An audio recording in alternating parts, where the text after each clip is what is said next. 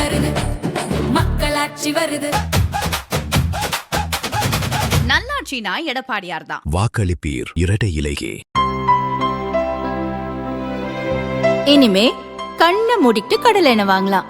ஏன்னா மந்த்ரா கடலை எண்ணெய் இதயத்தின் தயாரிப்பு. வறுக்க பொரிக்க ஏன் எல்லா சமையலுக்கும் மந்த்ரா தான். மந்த்ரா கடலை எண்ணெய் அபார ருசி, ஆரோக்கியமான உடல் நலம்.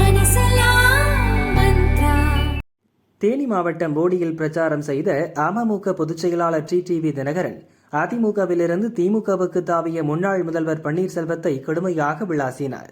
இப்படி நான் செய்திருந்தால் என் மனைவியை சாப்பாட்டில் விஷம் வைத்திருப்பார்.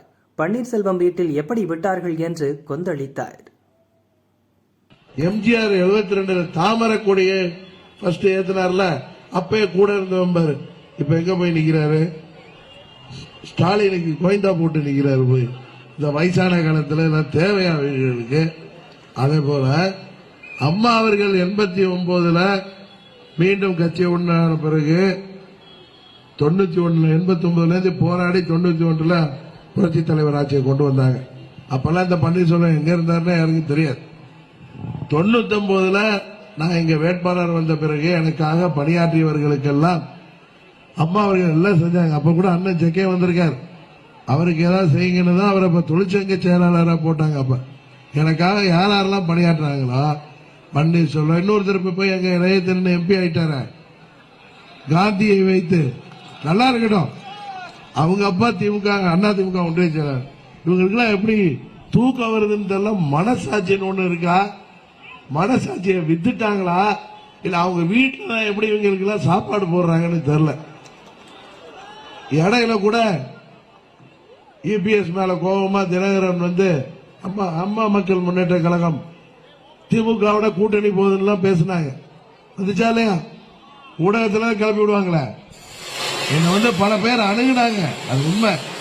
திமுக சேர்ந்தவர்கள்லாம் நான் பார்த்துட்டேன். நான் உடனே திமுக கூட போயிருந்தேன்னா என் பொண்டாடி எனக்கு வீட்டுல இடம் கிடையாது. எனக்கு ஒரே பொண்ணுதான் தெரியும்.